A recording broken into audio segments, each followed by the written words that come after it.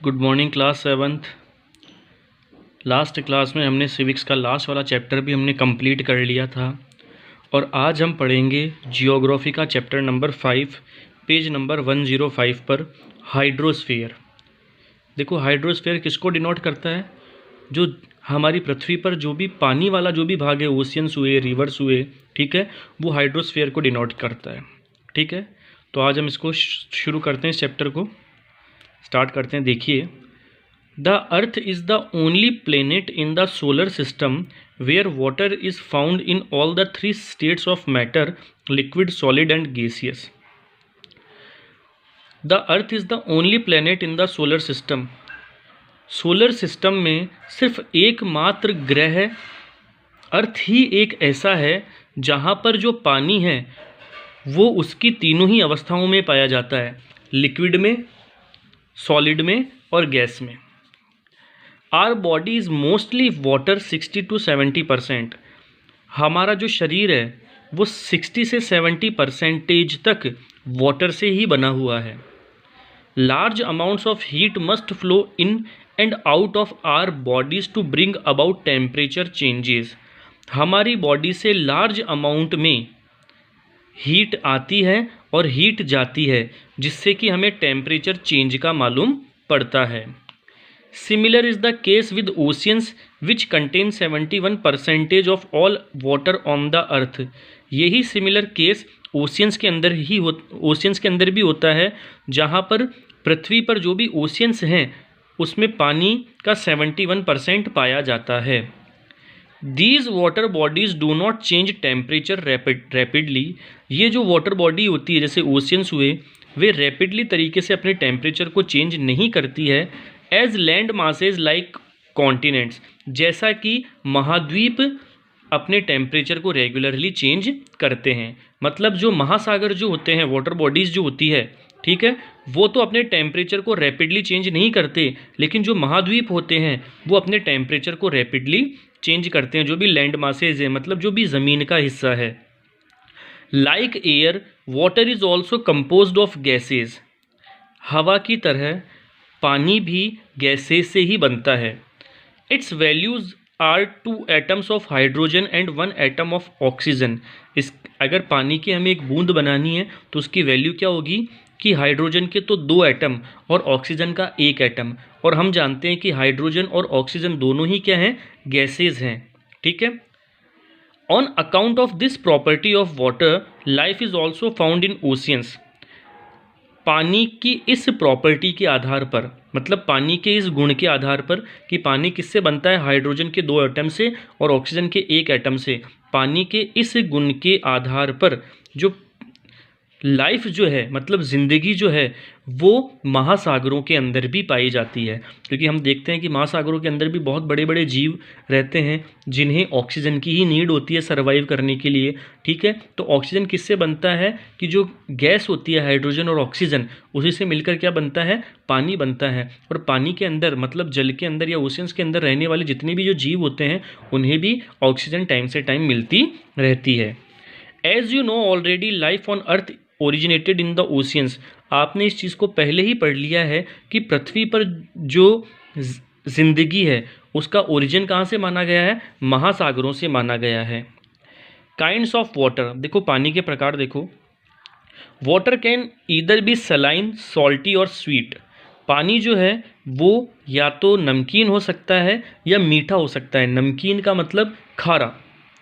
Saline water, most of the water present in the world is in oceans and seas. दुनिया के अंदर जो ज़्यादातर जो पानी है वो महासागरों और समुद्र में पाया जाता है। Oceans comprise over 97% of the total hydrosphere. Ocean के अंदर हाइड्रोस्फीयर मैंने आपको पहले ही बता दिया। हाइड्रोस्फीयर का मतलब पानी का इलाका हम इसको बोल सकते हैं। तो ओशियंस के अंदर जो पानी जो है, दुनिया के अंदर जितना भी जो पानी है वो ओशियंस के अंदर 97% पाया जाता है। दिस वाटर इज सलाइन और सॉल्टी। ओशियंस के अंदर जो 97% जो पानी पाया जाता है वो पानी खारा होता है।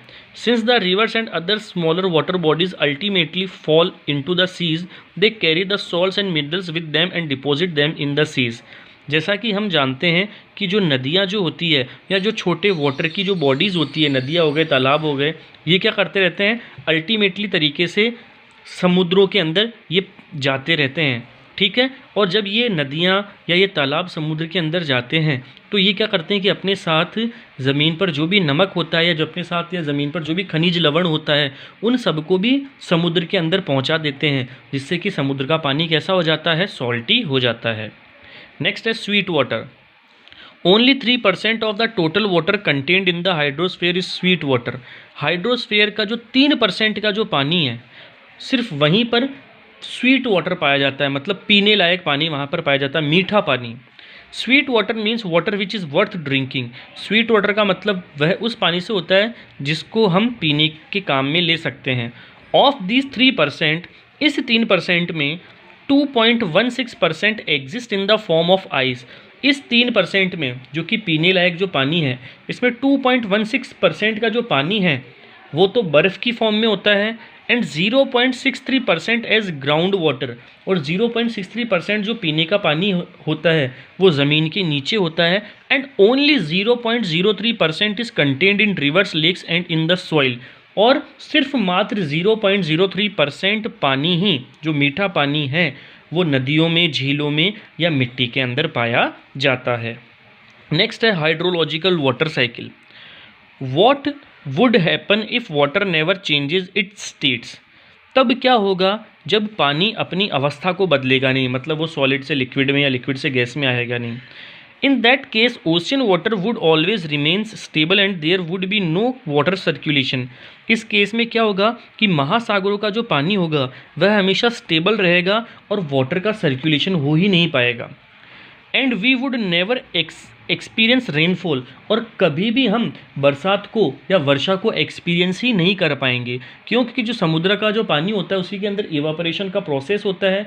इवापोरेशन के प्रोसेस से ही जब वो पानी की जो बूंदें जो होती है जो कि वेपर बन के आसमान में जाती है, तो वहाँ पर कंडेंसेशन के प्रोसेस से ही क्या करती है कि वो वाटर ड्रॉपलेट्स के थ्रू बरसात के फॉर्म में हमारे सामने आती है। But the nature provides us a great gift in the form of hydrological cycle. लेकिन प्रकृति ने हमें एक बहुत ही अच्छा तोहफा दिया है जिसे हम हाइड्रोलॉजिकल साइकिल के नाम से जानते हैं। The hydrological cycle refers to the circulation of water within the earth's hydrosphere in different forms. Hydrological cycle जो होता है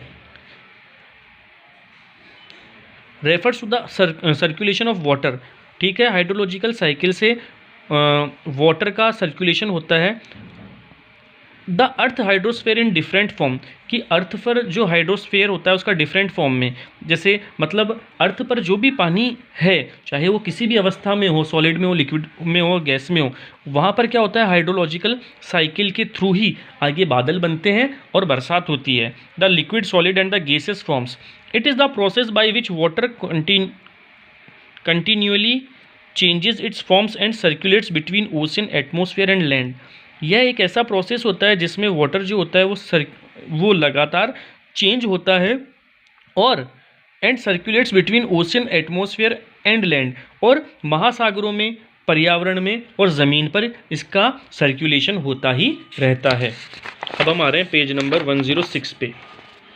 this cycle describes the movement of water on, in and about the surface.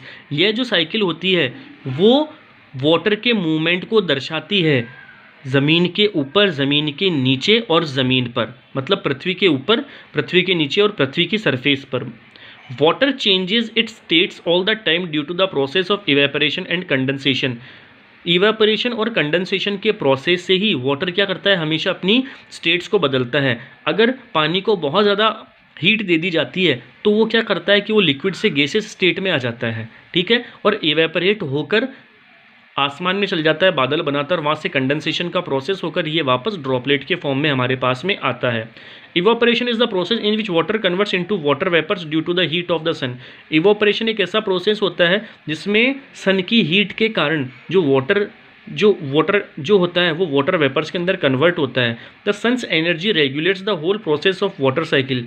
सूरज की जो energy होती है उसी से ही वाटर साइकिल रेगुलेट होती है, मतलब उसी से ही वाटर साइकिल चलती है। On cooling the water vapours change into tiny water droplets and form clouds through the process of condensation.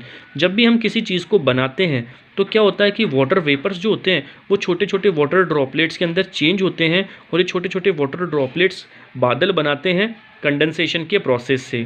Condensation is the process in which water vapours convert into water droplets. Condensation एक ऐसा process होता है जिसमें water vapours किस में convert होते हैं, water droplets में कन्वर्ट होते हैं। The rain water runs into the sea from where it's get evaporated, thus complete the hydrological cycle. समुद्रों से जहाँ पर भी पानी इवेपोरेटेड होता है वहाँ पर जो रेन वाटर होता है वो क्या करता है कि समुद्रों के अंदर जाता है और हाइड्रोलॉजिकल साइकिल को कंप्लीट करता है। The hydrological cycle is an endless process. Hydrological cycle एक एंडलेस प्रोसेस है। It has no beginning and no end. इसकी ना ही तो कोई शुरुआत है और ना ही इसका कोई अंत है। तो क्लास 7th आज हम सिर्फ इतना ही पढ़ेंगे, बाकी का हम पढ़ेंगे हमारी नेक्स्ट क्लास में। तब तक के लिए थैंक्स।